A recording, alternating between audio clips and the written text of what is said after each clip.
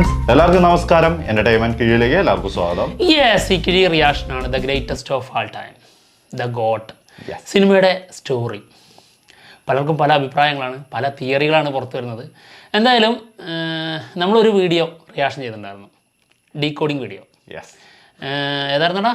Cinema cafe SK10 ഇതല്ല ചാനലിൻ്റെ പേര്. അതിൽ അതിൻ്റെ രണ്ടാം പാർട്ട് വന്നിട്ടുണ്ട് കേട്ടോ, സെക്കൻഡ് പാർട്ട്. ഒരുപാട് പേര് സജസ്റ്റ് ചെയ്തിട്ട് മെസ്സേജ് അയച്ചിട്ടുണ്ട്. ഇൻസ്റ്റാഗ്രാമിൽ കുറേ ആൾക്കാർ. ഇതിൽ ചിലരൊക്കെ പറയുന്നുണ്ട്, അന്ന് നമ്മൾ ആ ഡീകോഡിങ് ചെയ്ത റിയാക്ഷൻ വീഡിയോ അല്ലേ, അതിൽ ലാസ്റ്റ് നമ്മളൊരു തിയറി പറഞ്ഞിട്ടുണ്ടായിരുന്നല്ലോ, അത് ഏതാണ്ട് ഇതിൽ പറയുന്നുണ്ട്, ഇതിൽ കറക്റ്റ് ആണെന്ന്. എന്തായാലും നോക്കാം, കണ്ടു നോക്കാലോ.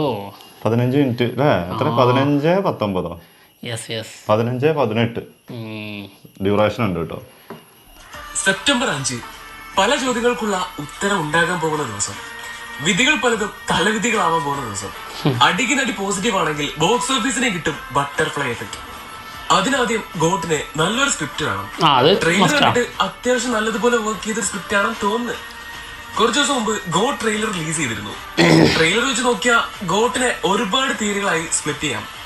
ഒരു കാര്യം നമുക്ക് ഉറപ്പിക്കാം, ഗോട്ടിന്റേത് ഒരു ഡയറക്റ്റ് സ്റ്റോറി ആയിരിക്കില്ല. പുള്ളിയൊന്നും മറ്റൊരു ട്രാക്കിലൂടെ പുള്ളി കാര്യം കൊണ്ടെത്തിക്കും. മാസ് മങ്കാത്ത മാനാണ്, ഇതെല്ലാം ഇതിന് എക്സാമ്പിൾ ആണ്. അതുകൊണ്ട് ഗോട്ടിലെ പുള്ളി ഇതേ പരിപാടി ആയിരിക്കും പിടിക്കുക. സിമ്പിൾ ആയിട്ട് പിടി തരില്ല. അതും ഗോ ട്രെയിലറിൽ നിന്ന് കൺഫേം ആണ്. അപ്പോ ഗോ ട്രെയിലർ വന്നു, നമ്മളും ഡീകോഡ് ചെയ്തു. മെയിൻ ആയിട്ട് 2 തിയറികളായിട്ടാണ് ഗോഡ് സ്റ്റോറി ഡീകോഡ് ചെയ്തത്. ഇനി പറയാൻ പോകുന്നത് പേടിക്കണ്ട, മൂന്നാമതൊരു തിയറി ഒന്നുമല്ല. ഓൾറെഡി പറഞ്ഞ ഈ 2 തിയറികളെയും ഒരുപോലെ ഇന്റർകണക്ട് ചെയ്യുന്ന ചില സാധ്യതകളാണ് ഇനി പറയാൻ പോകുന്നത്. ആദ്യം ഗോ ട്രെയിലർ മൊത്തത്തിലെടുത്താൽ പാസ്റ്റിലെയും പ്രസന്റിലെയും ചില കട്ട്സ് എടുത്ത് ഒരു റൈമിംഗ് ഓർഡറിലാണ്, അതായത് ഒരു സീക്വൻഷ്യൽ ഓർഡറിലാണ് ട്രെയിലർ എടുത്ത് വെച്ചിട്ടുള്ളത്. ഇപ്പോ എടുത്തു പറഞ്ഞ ഒരു ഷോട്ടിനോട് സിമിലർ ആയിട്ടുള്ള അടുത്തടുത്ത ഷോട്ടുകൾ പ്ലേസ് ചെയ്തിട്ടുണ്ട്. ഇത് നോട്ട് ചെയ്തോണേ. ട്രെയിലറിന്റെ തുടക്കത്തിൽ പറയുന്ന ഒരു കാര്യമുണ്ട്, 68 ഇന്റർനാഷണൽ സക്സസ്ഫുൾ ഓപ്പറേഷൻസ്. അതുകൊണ്ട് തന്നെയാണ് ഗാന്ധിയെ സാഡ്സിന്റെ ഗോട്ട് എന്ന് പറയുന്നത്. ട്രെയിലറിൽ പ്രശാന്ത് ഇത് പറയുന്ന ഒരു കാലഘട്ടത്തിലെ ഗാന്ധിയാണ് ഗോട്ട് എന്ന് വിശേഷിപ്പിക്കുന്നത്. പക്ഷെ പടത്തിന് ആ പേര് വരാൻ എന്ത് കാരണം എന്ന് ചോദിച്ചാൽ, ഈ ഗോട്ട് എന്ന വിശേഷണം പ്രസന്റിലും അദ്ദേഹത്തിന് സ്യൂട്ട് ആവും എന്നുള്ളതുകൊണ്ടായിരിക്കാം. കാര്യം പ്രസന്റിലും അദ്ദേഹം ഒരു വലിയ സംഭവം ചെയ്തു. ഗ്രേറ്റസ്റ്റ് ഓഫ് ഓൾ ടൈം എന്ന് പറയാൻ തന്നെ കാരണം അതായിരിക്കാം. ഇന്ന കാലം എന്നൊന്നുമില്ല, പാസ്റ്റ് ആയിക്കോട്ടെ പ്രസന്റ് ആയിക്കോട്ടെ, അങ്ങേര് എല്ലാ കാലത്തും മികച്ചതാണ്. അപ്പോ ശ്രദ്ധിക്കേണ്ട ഒരു കാര്യം, ഗോട്ട് എന്നിവിടെ വിശേഷിപ്പിക്കുന്നത് ഗാന്ധിയാണ്, അതായത് ഫാദർ ക്യാരക്ടറിനെയാണ്. അപ്പോ ടൈറ്റിൽ ഹീറോ എന്ന് പറയുന്നത് ഗാന്ധിയാണ്. അപ്പോ ഒരു മെയിൻ പോയിന്റ് എന്താന്ന് വെച്ചാ, ഗാന്ധി ഒരു വില്ലൻ ആയിരിക്കില്ല, എല്ലാ കാലവും മികച്ചതെന്നാണ്. ഗോട്ട് എന്ന് വിശേഷിപ്പിക്കില്ല. അഥവാ ഗോട്ടിൽ ഗാന്ധിയെ ഗോട്ട് എന്ന് പറഞ്ഞിട്ട് വില്ലനാക്കിയ ടൈറ്റിൽ പാരഡോക്സ് പൊളി. മെയിൻ ആയിട്ടുള്ള കാര്യങ്ങളൊക്കെ നമ്മൾ ഓൾറെഡി ഡീകോഡ് ചെയ്തു. ഇനി പറയാൻ പോകുന്ന അതിൽ നിന്നുള്ള ചില മൈന്യൂട്ട് ആയിട്ടുള്ള ഡീറ്റെയിലിംഗും സാധ്യതകളുമാണ്. അതുകൊണ്ട് ഗോട്ട് ട്രെയിലർ ഡീകോഡിംഗ് കണ്ടതിന് ശേഷം ഇത് കണ്ടിന്യൂ ചെയ്യുക. വീഡിയോ പിന്നെ ഇതുവരെ ചാനൽ സബ്സ്ക്രൈബ് ചെയ്യാത്തവരുണ്ടെങ്കിൽ ചാനൽ സബ്സ്ക്രൈബ് ചെയ്യാതിരിക്കാം, ചാനൽ സബ്സ്ക്രൈബ് ചെയ്യാം. അപ്പൊ വീഡിയോ തുടങ്ങാം. ഞാൻ നേരത്തെ പറഞ്ഞതുപോലെ ഗോ ട്രെയിലറിന്റെ ഒരു റൈമിംഗ് ഓർഡർ ഉണ്ട്, അപ്പോ അതിനെ ഫോളോ ചെയ്തു പോവാം. ട്രെയിലർ തുടങ്ങുമ്പോൾ ആദ്യം സാഡ്സിലെ ഒരു പുതിയ അസൈൻമെന്റിനെ കുറിച്ചാണ്. അതിൽ സ്ക്വാഡിനെ ലീഡ് ചെയ്യുന്നത് സാഡ്സിലെ ഒരു പഴയ ഗോട്ടാണ്. ഇതിന് പാരലായി കാണിക്കുന്ന മേജർ 3 കട്ട്സ് എന്ന് പറയുന്നത് പാസ്റ്റിൽ ഗാന്ധിയുടെ ഫാമിലിയെ രക്ഷിക്കാനുള്ള കാർ ചേസ്, പിന്നെ ഗാന്ധിയുടെ കംബാക്ക്, അതിനുശേഷം ഇത് കാരണം പ്രസന്റിൽ നിന്ന് രക്ഷപ്പെടാനുള്ള ബൈക്ക് ചേസ്. ഇതൊരു ഹിഡൻ ഡീറ്റെയിലിംഗ് ആണ്. ആദ്യം കാണിക്കുന്നത് പാസ്റ്റിലെ ഗാന്ധിയുടെ ഒരു ഗിയർ ഷിഫ്റ്റിംഗ് ആണ്, പിന്നെ കാർ ചേസും ഒപ്പം ഫാമിലിയും. ഒരുപക്ഷെ ഗാന്ധി സാഡ്സ് വിട്ട് നിൽക്കാൻ കാരണം ഈ സംഭവമായിരിക്കാം. പ്രസന്റിലെ ഗാന്ധിയുടെ ഒരു റീഇൻട്രൊഡ്യൂസിംഗ് ആണ്, അഥവാ സ്ക്വാഡിലേക്ക് തിരിച്ചു കൊണ്ടുവരുന്നതാണ്. മൂന്നാമത്തേത് കംബാക്ക് കാരണമുണ്ടായ പ്രശ്നങ്ങൾ. ഇവിടെ സൂചിപ്പിക്കുന്നത് ഗാന്ധിയുടെ ഒരു ലൈഫ് ട്രയാങ്കിൾ ആയിരിക്കാം. പ്രശ്നം തുടങ്ങിയത്, പ്രശ്നത്തിലേക്ക് വീണ്ടും ചെന്ന് ചാടുന്നത്, അവസാനം അതിജീവിക്കുന്നത്.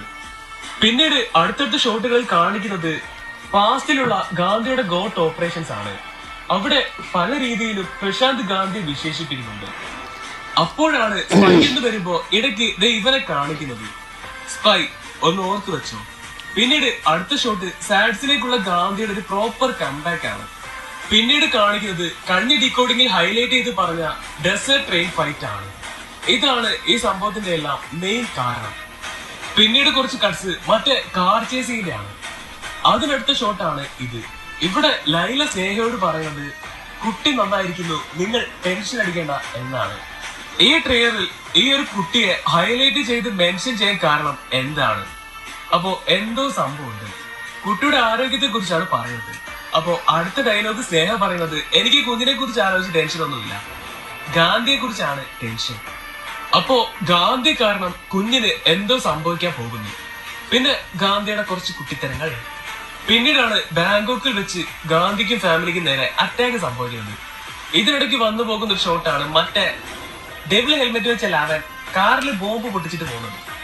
പിന്നീടുള്ളതാണ് ഇതിന്റെ എല്ലാം മെയിൻ ഹൈലൈറ്റ്. മൈക്ക് മോഹൻ പുള്ളി എവിടെ പൊള്ളി കിടക്കുന്നതാണ്. അത് ആ desert fight sequence, desert train fight സീക്വൻസിന് ശേഷം ബോംബ് അല്ലെങ്കിൽ ട്രെയിനിൽ കിച്ചണിലേക്കൊക്കെ പുള്ളി പോകുന്നുണ്ട്. അപ്പോ ഗ്യാസ് സിലിണ്ടർ ആയിരിക്കാം. അപ്പോ എന്തോ പൊട്ടിത്തെറിപ്പിച്ചിട്ട് ഹെലികോപ്റ്ററിൽ കയറി രക്ഷപ്പെടും. ഗാന്ധി ബ്ലാസ്റ്റ് ചെയ്ത ട്രെയിനിൽ മൈക്ക് മോഹൻ ഉണ്ടായിരുന്നു. ആ ഷോട്ടാണ് ഇത്. ഒരുപാട് പേര് ഗാന്ധി വേഷം ഇട്ട് കണ്ടിട്ടുണ്ട്. ആദ്യമായാണ് ഗാന്ധി വേഷം ഇട്ട് കാണുന്നതെന്നൊക്കെ പറഞ്ഞില്ലേ, അത് ഈ ഡെസേർട്ട് ട്രെയിൻ ഫൈറ്റ് സീക്വൻസിനിടയിലാണ്. കാരണം ആ ട്രെയിൻ ഫൈറ്റ് സീക്വൻസിൽ ഗാന്ധി ആക്രമിക്കുന്ന തോക്ക് പിടിച്ച മുഖംമൂടി വെച്ച ലാവന്മാര് മൈക്ക് മോഹന്റെ ബാക്കിൽ തോക്ക് പിടിച്ച് നിൽക്കുന്നുണ്ട്. അത് മാത്രമല്ല, മൈക്ക് മോഹൻ നിൽക്കുന്ന ആ സ്ഥലത്തിന്റെ സ്ട്രക്ചർ ഒരു ട്രെയിനിന്റേതാണ്. പിന്നെ ട്രെയിലറിൽ തന്നെ കാണിക്കുന്നുണ്ട് മൈക്ക് മോഹൻ അതേ ഡ്രസ്സിൽ തന്നെ പൊള്ളലേറ്റ് കിടക്കുന്നത്. അപ്പോ ഗാന്ധി ആ ട്രെയിൻ ബ്ലാസ്റ്റ് ഓപ്പറേഷൻ നടത്തിയത് മൈക്ക് മോഹനെതിരെയാണ്. ഈ മൈക്ക് മോഹനിൽ നിന്ന് എന്തെങ്കിലുമൊക്കെ തട്ടിയെടുക്കാൻ വേണ്ടിയിട്ടായിരിക്കാം ഇങ്ങനെ ഒരു ഓപ്പറേഷൻ ഗാന്ധി നടത്തിയത്. അപ്പോ ആ ട്രെയിൻ ബ്ലാസ്റ്റിൽ മൈക്ക് മോഹന് കാര്യമായിട്ട് എന്തോ പറ്റിയിട്ടുണ്ട്. മൊത്തം കത്തിക്കരിഞ്ഞ് കിടപ്പുണ്ട്. അതിനുശേഷം മൈക്ക് മോഹൻ ഹോസ്പിറ്റലിൽ വെച്ച് പറയുന്ന ഒരു ഡയലോഗാണ്, ഞാൻ അനുഭവിച്ച വേദന ഗാന്ധി അനുഭവിക്കണമെന്ന്. ആ ട്രെയിൻ ബ്ലാസ്റ്റിൽ പുള്ളിക്ക് എന്താണ് അത്രയ്ക്ക് വേദന ഉണ്ടാക്കി നഷ്ടപ്പെട്ടത്, ഗാന്ധി നഷ്ടപ്പെടുത്തിയത്? ഫാമിലി. മൈക്ക് മോഹന്റെ ഫാമിലി ആ ട്രെയിനിൽ ഉണ്ടായിരുന്നിരിക്കണം. ഗാന്ധി ബോംബ് ബ്ലാസ്റ്റ് ചെയ്തപ്പോ മൈക്ക് മോഹൻ ഒഴികെ പുള്ളിയുടെ ഫാമിലി അതിൽപ്പെട്ട് മരിച്ചു പോയിരിക്കാം. അതിനൊരു ഡീറ്റെയിലിംഗ് ഈ ട്രെയിലറിലുണ്ട്. ഒരു കുട്ടി ട്രെയിനിലിരുന്ന് ലുഡോ കളിക്കുന്നതായി കാണാം. അപ്പോ അതൊരു കുട്ടിയാണ് കളിക്കുന്നത്, ലുഡോയാണ് ഇരിക്കുന്നത്. ഇത് പുതിയ സംഭവം. അപ്പോ ഗാന്ധി ഇതുവരെ നമ്മൾ കണ്ടതൊക്കെ പറഞ്ഞു തന്നെയാണ്. ഗാന്ധി ട്രെയിൻ ബ്ലാസ്റ്റ് ചെയ്ത് കഴിയുമ്പോ ഒരു പൊള്ളലേറ്റ കുഞ്ഞു കൈ പൊങ്ങി വരുന്നത് കാണാം. അത് ആ കുട്ടിയുടേതാണ്. ട്രെയിനിൽ ഇരുന്ന് ലുഡോ കളിച്ച പയ്യന്റെ ഡ്രസ് ആരെങ്കിലും ശ്രദ്ധിച്ചോ? Full sleeve T shirt. അപ്പോ ആ കൈ തന്നെയല്ലേ ഇത്? ഇവിടെ പറഞ്ഞു വരുന്നത് ആ കുട്ടി മൈക്ക് മോഹന്റെ മകനായിരിക്കാം. ഡെസേർട്ടിലൂടെയുള്ള മൈക്ക് മോഹന്റെയും മകന്റെ ട്രെയിൻ യാത്രക്കിടയിൽ തന്റെ മിഷന്റെ ഭാഗമായി ഗാന്ധി വരുന്നു. അവരെ ആക്രമിക്കുന്നു, ട്രെയിൻ ബ്ലാസ്റ്റ് ചെയ്യുന്നു. മൈക്ക് മോഹന്റെ മകൻ അതിൽപ്പെട്ട് പൊള്ളലേറ്റ് അയാളുടെ മുമ്പിൽ കിടന്ന് മരിക്കുന്നു. മകൻ മരിച്ചിട്ട് മരിക്കാതെ രക്ഷപ്പെട്ട മൈക്ക് മോഹൻ ഗാന്ധിക്കെതിരെ റിവഞ്ച് എടുക്കുന്നു. ഞാൻ അനുഭവിച്ച വേദന ഗാന്ധിയും അനുഭവിക്കണം. പുള്ളിക്ക് നഷ്ടപ്പെട്ടത് ഗാന്ധി നഷ്ടപ്പെടുത്തിയത് ഒന്നും അറിയാത്ത 10 വയസ്സുള്ള മകനെയാണ്. അപ്പോ അവന്റെ ഫാമിലിയെ പണിയണം. ഈ സമയത്താണ് ഗാന്ധി ബാങ്കോക്കിലേക്ക് ട്രിപ്പ് അടിക്കാൻ കിട്ടിയിരിക്കുന്നത്. അവിടെ വെച്ച് ഗാന്ധിയുടെ ഫാമിലി അടക്കം കയറിയ പണിയുന്നു. ഇതിൽ ഗാന്ധിയുടെ ഫാമിലിയിൽ ആരെങ്കിലും മരിച്ചിരിക്കാം. അത് ചിലപ്പോ പ്രഗ്നന്റ് ആയ വൈഫ് ആയിരിക്കാം. ആ ട്രെയിനിൽ ഒരു കുട്ടി തന്റേതല്ലാത്ത കാരണത്താൽ തന്റെ മകന്റെ പ്രായമുള്ള ഒരു കുഞ്ഞിന്റെ ബ്രൂട്ടലായിട്ടുള്ള മരണത്തിന് ഗാന്ധി കാരണക്കാരനായി. ഇത് കാരണം ഗാന്ധിയുടെ ഫാമിലിയിലും നഷ്ടങ്ങൾ ഉണ്ടായി. ഇതിനെല്ലാം കാരണം സാഡ്സ് ആണ്. അതുകൊണ്ടായിരിക്കാം ഗാന്ധി സ്ക്വാഡിൽ നിന്നും എന്നേക്കുമായി മാറി നിൽക്കുന്നത്. മൈക്ക് മോഹന്റെ അറ്റാക്കിൽ നിന്ന് രക്ഷപ്പെട്ടിരിക്കാം. ലൈഫിൽ ഭയങ്കരമായിട്ട് എഫക്ട് ചെയ്തിരിക്കാം. അതിനൊരു വലിയ ഉദാഹരണമാണ് ഇപ്പോ പാസ്റ്റിലെ ഗാന്ധിയും പ്രസന്റിലെ ഗാന്ധി എടുത്താൽ, പാസ്റ്റിലെ ഗാന്ധി ഭയങ്കര ആക്റ്റീവായിട്ട് ഈ കുട്ടിത്തരങ്ങൾ മാറാതെ കോഴിത്തരങ്ങൾ കാണിച്ച് ഈ കള്ളും കുടിച്ച് നടക്കുന്ന ഒരു ചിൽ വൈബ് അടിച്ച് നടക്കുന്ന ഒരു മനുഷ്യനായിരുന്നു. പക്ഷെ പ്രസന്റിലേക്ക് വരുമ്പോ ഭയങ്കര സൈലന്റ് ആയി ഇൻട്രോവേർട്ട് അടിച്ച് മന്ദം അടിച്ച് നടക്കുന്നതാണ്. ഇവിടെ പാസ്റ്റിലെ ഗാന്ധി പ്രസന്റിലെ ഗാന്ധി തമ്മിൽ ഒരുപാട് ഡിഫറൻസ് ഉണ്ട്. ആ ലാഗ്യം മാറി. അപ്പോ മൈക്ക് മോഹനെ ഗാന്ധി കൊന്നില്ലേ എന്ന് ചോദിച്ചാ, വയസ്സായ മൈക്ക് മോഹനെ ട്രെയിലറിൽ എവിടെയും കാണിച്ചിട്ടില്ല. ഫാമിലി അറ്റാക്ക് ചെയ്തതിന് ഗാന്ധി ഇങ്ങനെ കൊല്ലേണ്ടതാണ്, പക്ഷെ കൊന്നില്ല. അതൊരു റിവെഞ്ച് ആണോ അല്ലേ? ഇത് പറയുന്നതിനെ ചോദിച്ചാൽ കൊന്നു കളയുന്നത് റിവെഞ്ച് അല്ല. സ്പെഷ്യൽ പോസ്റ്റർ അപ്പോ ആള് ചത്തിട്ടില്ല. ഗാന്ധി അങ്ങനെ കൊല്ലാത്തതിന്റെ കാരണം ചിലപ്പോ അവന്റെ മോനെയും കൊന്ന് അവന്റെ എല്ലാം നഷ്ടപ്പെടുത്തി. അതുകൊണ്ട് മഹാമനസ്കനായ ഗാന്ധി ഇയാളെ വെറുതെ വിട്ടതായിരിക്കാം. ഇവിടെ ഗാന്ധി മകനും ഗാന്ധിക്ക് വയസ്സാവുന്നുണ്ട്. പക്ഷെ മൈക്ക് മോഹന്റെ റിവഞ്ച് അവിടെ ബാക്കി മൈക്ക് മോഹന്റെ മകനെ ഗാന്ധി കൊന്നു. പക്ഷെ ഗാന്ധിയുടെ മകനെ മൈക്ക് മോഹനെ കൊല്ലാൻ സാധിക്കുന്നില്ല. ഞാൻ അനുഭവിച്ച വേദന ഗാന്ധി അനുഭവിക്കണമെന്ന് പറയുന്നത് ഗാന്ധിയുടെ മോനെ കൊല്ലാനാണ്. പക്ഷെ ഗാന്ധി മകനും കൂളായി ജീവിക്കുന്നു. മൈക്ക് അങ്ങനെയാണ് ജീവിച്ചു പോകുന്നു. ഗാന്ധിയുടെ മകൻ സ്പാർക്കം കളിച്ച് നടക്കുമ്പോ ജീവിച്ചിരിപ്പുണ്ടെങ്കിൽ അതേ പ്രായം ഉണ്ടായിരിക്കേണ്ട മൈക്ക് മോഹന്റെ മകനെ പറ്റി അയാൾ ചിന്തിക്കാതിരിക്കും. അപ്പോ ഗാന്ധിക്ക് ഇനി നഷ്ടപ്പെടാനുണ്ടല്ലോ. എന്നിട്ടും എന്തുകൊണ്ടായിരിക്കാം ഇത്രയും കാലം ഇത്രയും വർഷം കഴിഞ്ഞിട്ടും ഗാന്ധി മകനെയും അയാൾ അറ്റാക്ക് ചെയ്യാറുള്ളത്? ഇനി പേടിച്ചു പോയതായിരിക്കും? ഒരിക്കലുമല്ല. പേടിച്ചൊളിച്ചതല്ല, കുതിക്കാൻ വേണ്ടി പതുങ്ങിയിരിക്കുക. ഈ ഒരു ലോങ് ഗ്യാപ്പിൽ അങ്ങേര് എന്തോ വലിയ സംഭവം ഇവർക്കെതിരെ പണിഞ്ഞുകൊണ്ടിരുന്നതാണ്. ടൈം ആകുമ്പോ എക്സ്പ്ലോർ ചെയ്യാൻ അത് ഭയങ്കരമായ സംഭവമായിരിക്കും. മകൻ നഷ്ടപ്പെട്ട അച്ഛൻ റിവോൾട്ട് എങ്ങനെ ആയിരിക്കുമെന്ന് ഞാൻ പറഞ്ഞു തരേണ്ട കാര്യമില്ല. തെരിയിലും വിക്രമിലും ജയിലറിലും ഒക്കെ നമ്മൾ ഇത് കണ്ടതാ. അപ്പോ ഗാന്ധി സ്വപ്നത്തിൽ പോലും കാണാത്ത ഒരു സംഭവമാണ് മൈക്ക് മോഹൻ കാത്തിരുന്ന് ഗാന്ധിക്കെതിരെ പണിയുന്നത്. മൈക്ക് മോഹന്റെ മെയിൻ ടാർഗറ്റ് മകനാണ്. മകനെ ദ്രോഹിച്ച് ഗാന്ധിയെ കൊല്ലാക്കൊല്ല ചെയ്യുക. അതിനായി മൈക്ക് മോഹൻ കണ്ടെത്തുന്ന ഐഡിയ ആയിരിക്കാം ക്ലോണിംഗ്. ആ ഒരു ക്ലോണിംഗ് പ്രോസസിന്റെ ഗ്യാപ്പ് ആയിരിക്കാം പാസ്റ്റിൽ നിന്നും പ്രസന്റിലേക്കുള്ള ഈ ഗ്യാപ്പ്. ക്ലോണിങ്ങിന്റെ ആവശ്യം വരുന്നുണ്ട് അവിടെ, എനിക്ക് തോന്നുന്നില്ല. വേറെ പരിപാടിയായിരിക്കും ചെയ്യുന്നതായിട്ട് കാണിക്കുന്നുണ്ട്. ഗാന്ധിക്കെതിരെ കൊണ്ടുവന്ന് മകനെയും ഗാന്ധിയും തീർക്കുന്ന പരിപാടി, അല്ലെങ്കിൽ വൈഫിന്റെ പ്രഗ്നൻസിയിൽ നിന്ന് ജനറ്റിക് DNA തട്ടിയെടുത്ത് ക്ലോണിനെ ഉണ്ടാക്കുന്ന പരിപാടി. അപ്പോ അതിന്റെ ഭാഗമായാണ് പ്രസന്റിൽ ഗാന്ധിക്ക് ഇക്കണ്ട പ്രോബ്ലംസ് എല്ലാം ഉണ്ടാവുന്നത്. പക്ഷെ മെയിൻ ടാർഗറ്റ് മകനാണ്. ഇവിടെ എല്ലാ സീനിലും ഗാന്ധി മകനെ പ്രൊട്ടക്ട് ചെയ്യുന്നതായാണ് കാണിച്ചിട്ടുള്ളത്. ഇവിടെ ഈ ഒരു മെട്രോ ഫൈറ്റിൽ തന്നെ ആ ഹെൽമെറ്റ് വെച്ച് ടാർഗറ്റ് ചെയ്യുന്നത് ഗാന്ധി അല്ല, മകനെ ആയിരിക്കാം. അതിനൊരു എക്സാമ്പിൾ, ഈ ഫൈറ്റിൽ ഗാന്ധിയെ മറികടന്ന് ലെവൻ മറ്റാരെ എയിം ചെയ്ത് നടന്നു പോകുന്നതായിരിക്കും. അപ്പോ അവരുടെ മെയിൻ ടാർഗറ്റ് മകനായിരിക്കും. ഇവിടെ ഗാന്ധിയോട് മകൻ പറയുന്നുണ്ട്, അച്ഛാ നിങ്ങൾ അപകടത്തിലാണ്. അപ്പോ ഗാന്ധി ഒരു റിയാക്ഷൻ കൊടുക്കുന്നുണ്ട്, അച്ഛനല്ല, അച്ഛൻ കാരണം നീയാ എന്നതുപോലെ ഒരു ലുക്കാണ്. റിയാക്ഷൻ ഉണ്ടോ അവിടെ? ഒരു റിയാക്ഷൻ ചേഞ്ച് ഇല്ലല്ലോ. ആ അസൈൻമെന്റിൽ സ്ക്വാഡിൽ ഗാന്ധി വീണ്ടും എത്തുന്നു. ആ അസൈൻമെന്റ് ഒരു പക്ഷെ മകനെതിരെ ആയിരിക്കാം. തീവ്രവാദങ്ങൾ ചെയ്യുന്നത് ആരെന്ന ചോദ്യം എത്തി നിൽക്കുന്നത് മകനിലായിരിക്കാം. ഇനി മകനെ എടുത്താൽ ഇവൻ മുഴുവനായും DAG ക്യാരക്ടർ എന്ന് പറയാൻ കഴിയില്ല. കാരണം ട്രെയിലർ എടുത്താൽ എല്ലാ ഭാഗത്തും ഇവനെ DAG ചെയ്തിട്ടില്ല. ഇടയ്ക്കൊക്കെ നോർമൽ ലുക്കുണ്ട്. സ്പാർക്ക് സോങ്ങിലും ട്രെയിലറിന്റെ ചില ഭാഗത്തും അത് എടുത്ത് കാണിക്കുന്നുണ്ട്. ഒരു ആർട്ടിഫിഷ്യാലിറ്റി തോന്നുന്നത് ഒരു പക്ഷെ ഒരു ക്ലോൺ ആണോ? അതായത് ഇവനെ പോലെ ഒരു ക്ലോൺ ഉണ്ട്. ഗാന്ധിയുടെ മകന്റെ രൂപത്തിൽ ഇവൻ ഈ ക്ലോൺ ചെയ്തു വെക്കുന്ന തീവ്രവാദപരമായ കുറ്റങ്ങൾ ഏൽക്കുന്നത് ഇതിന് ഭയങ്കര ട്രോൾ കിട്ടിയപ്പോഴേ മകനെ ആയിരിക്കാം. സ്പാർക്കിലെ ആ ലുക്ക് ഐഡന്റിറ്റി ഗാന്ധിയുടെ മകന്റേതാണ്. അസൈൻമെന്റ് പ്രകാരം തീവ്രവാദികൾ ചെയ്യുന്നത് മകന്റെ രൂപത്തിലുള്ള ക്ലോൺ ആണ്. ഇതെല്ലാം ചെയ്യുന്നത് ഒരു ക്ലോൺ ആണെന്ന് സാറ്റിലെ മറ്റംഗങ്ങൾക്ക് അംഗീകരിക്കാൻ കഴിയാതെ വരികയും ഗാന്ധിയുടെ മകനാണ് ഇത് ചെയ്തതെന്ന് തെളിയുകയും ചെയ്യുന്നു. അതാണ് റഷ്യയിൽ ഗാന്ധി വരുമ്പോ അവിടുത്തെ ആൾക്കാർ പ്ലക്കാർഡൊക്കെ പിടിച്ച് മാർച്ച് ചെയ്യുന്നത്. അതിന് കാരണം മകനെ സംരക്ഷിക്കാൻ നോക്കുന്നത് കൊണ്ടാവാം. കാരണം റഷ്യയിൽ ഈ രൂപം ഒരുപാട് പണി ഒപ്പിച്ചിരിക്കാം. അപ്പോ ഇത് കണ്ടുപിടിക്കണ്ടേ? അങ്ങനെ ഗാന്ധി കണ്ടുപിടിക്കുന്നു, മകനല്ല മകന്റെ രൂപമുള്ള മറ്റാരോ ആണ് ഇതെല്ലാം ചെയ്തതെന്ന്. അപ്പോ ഇതെല്ലാം ചെയ്യുന്നത് ആരാണെന്ന് കണ്ടുപിടിക്കണമല്ലോ.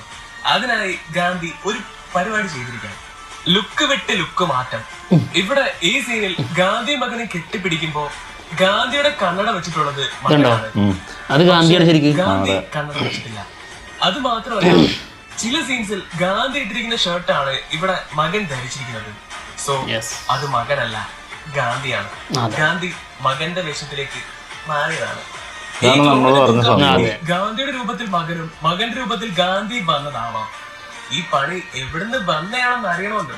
ഈ ക്ലോണുകൾക്ക് ഒരു പ്രത്യേകതയുണ്ട്, ഒറിജിനലിന്റെ എക്സാക്ട് ബിഹേവിംഗ് ആയിരിക്കും, അമ്മാതിരി ഡ്യൂപ്പായിരിക്കും.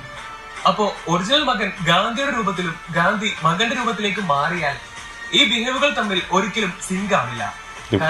ലുക്ക് മാത്രമേ മാറൂ, ആള് മാറില്ല. ക്ലോണിനെ തൂക്കാൻ ഇതിലും ബെസ്റ്റ് ഐഡിയ വേറെ കാണില്ല. പരിപാടി. അങ്ങനെ ഇതിലൂടെ ക്ലോണിനെ തൂക്കുന്നു. പണി വന്നത് മൈക്ക് മോഹനിലൂടെ ആണെന്ന് അറിയുന്നു. ഇന്ത്യയിലേക്ക് വരുന്നു. ഇന്ത്യയിലെത്തുമ്പോ ഇവൻ അടുത്ത തലവേദനയായി മാറുന്നു. മൈക്ക് മോഹൻ ഇതിലും പ്രായം കുറഞ്ഞ ഒരു ക്ലോണിനെ ഇറക്കി വിടുന്നു. കഥ ഇങ്ങനാണെങ്കിൽ മൈക്ക് മോഹൻ ആള് പുലിയാണ്. എമ്മാതിരി പണിയാണല്ലോ കൊടുത്താൽ. ഗാന്ധിയുടെ ഗോട്ട് എന്ന പേര് മകളിലൂടെ ഇല്ലാതാക്കി നാറ്റിച്ച് കൊല്ല ചെയ്ത് ഇഞ്ചിഞ്ചായി കൊല്ലാൻ നോക്കുന്ന പരിപാടി. പുള്ളി അത്രത്തോളം പ്ലാനിംഗ് ഉള്ള മനുഷ്യനാണെന്ന് കാണിക്കാൻ വേണ്ടി ഇൻഡയറക്റ്റ് ആയി ഒരു സീൻ ട്രെയിലറിലുണ്ട്. ട്രെയിനിൽ വെച്ച് മൈക്ക് മോഹന്റെ മകനായ കുട്ടി ലുഡോ കളിക്കുന്നുണ്ട്. ആ കുട്ടി അയാളുടെ മകനാണെങ്കിൽ ആ കുട്ടിയുടെ കൂടെ ലുഡോ കളിക്കുന്നത് മൈക്ക് മോഹൻ ആയിരിക്കാം. അപ്പോ പുള്ളി അപാര പ്ലാനിംഗ് ഉള്ള ആളാണ്. ഈ ലുഡോയുടെ ശാസ്ത്രീയ വശം എന്ന് പറയുന്നത് 4 പടയാളികളെ ഇറക്കി കളിക്കുക എന്നുള്ളതാണ്. മൈക്ക് മോഹന്റെ 4 പടയാളികൾ 4 ക്ലോണുകളാണോ? അത് കൊള്ളാം. കാത്തിരുന്ന് ഓരോ കളിക്കുന്നു. പടയാളികളെ ഇറക്കി കളിക്കുന്നു. ഇവിടെ പടയാളികളായി മക്കളുടെ ക്ലോണിനെ ഇറക്കി കളിക്കുന്ന വില്ലൻ അവസാനം രാജാവായി ഗാന്ധിയുടെ തന്നെ ക്ലോണിനെ ഗാന്ധിക്കെതിരെ ഇറക്കി കളിക്കുമെന്ന് കണ്ട് തന്നെ അറിയണം. ബാക്കി കാര്യങ്ങളൊക്കെ മെട്രോ ഫൈറ്റ്, ബോംബ്, സ്റ്റേഡിയം സീനിന്റെ ഒക്കെ കാര്യങ്ങൾ ഫസ്റ്റ് പാർട്ടിൽ ഡീകോഡ് ചെയ്തിട്ടുണ്ട്. അപ്പോ ഇത്രയാണ് GOAT decoding. Okay bye bro. കൊള്ളാട്ടോ. അതെ, സംഭവം ഇപ്പൊ ഞാൻ ഈ ഇരിക്കുന്നത് ഞാൻ ദൈവമേ, ഇത് മറ്റേ നമ്മുടെ സലീം കുമാർ പറഞ്ഞ പോലെ കഥയാവോ? ഈ ഇരിക്കുന്ന ഞാനില്ലേ, അത് ഞാനല്ല, ഞാൻ എവിടേക്കോ ആണെന്ന് പറഞ്ഞില്ലേ. മറ്റതും കൂടി പറയണോ? ഒന്ന് ഒട്ടകത്തിന്റെ അതും കൂടി പറഞ്ഞു കൊടുക്കുകയാണെങ്കിൽ സംഭവം മനസ്സിലായി. അതായത് ഈ ഞാൻ ഇപ്പൊ നിങ്ങൾ എന്നെ കാണുന്നത് റിഫത്തായിട്ടാണല്ലോ. എൻ്റെ ഉള്ളിൽ ഉള്ള ആളുണ്ടല്ലേ, അത് ഈ ആളിലാണ്. ഇത് ജിനേഷ്, ഈ ആളുടെ ശരീരത്തിലുള്ളത് എൻ്റെ ഉള്ളിലും. ഇപ്പൊ ക്ലൈമാക്സിൽ നമ്മൾ കാണുന്ന സംഭവം അതിങ്ങനെ ആ സമയത്ത് നമുക്ക് തരുന്ന കൺഫ്യൂഷൻസും കാര്യങ്ങളൊക്കെ അങ്ങനെ ആയിരിക്കും. ഇവരിതിൽ ആരാണ്, ഇതിൽ യഥാർത്ഥ രൂപം മാറുന്നുണ്ടല്ലോ. ആ ഒരു പരിപാടി ആയിരിക്കാം ഇതിൻ്റെ മെയിൻ തീം. അങ്ങനെ ആവാനാണ് സാധ്യത. പിന്നെ നമ്മുടെ ഒരു തിയറി ആയിട്ടത്. പിന്നെ ഇതിൽ ഒരുപാട് കോംപ്ലിക്കേഷൻ സംഭവങ്ങളൊന്നും കൊണ്ടില്ല. ഒരു തീം കൊണ്ടുവന്നാൽ ആ തീമിൽ വെച്ചിട്ടായിരിക്കും പരിപാടി.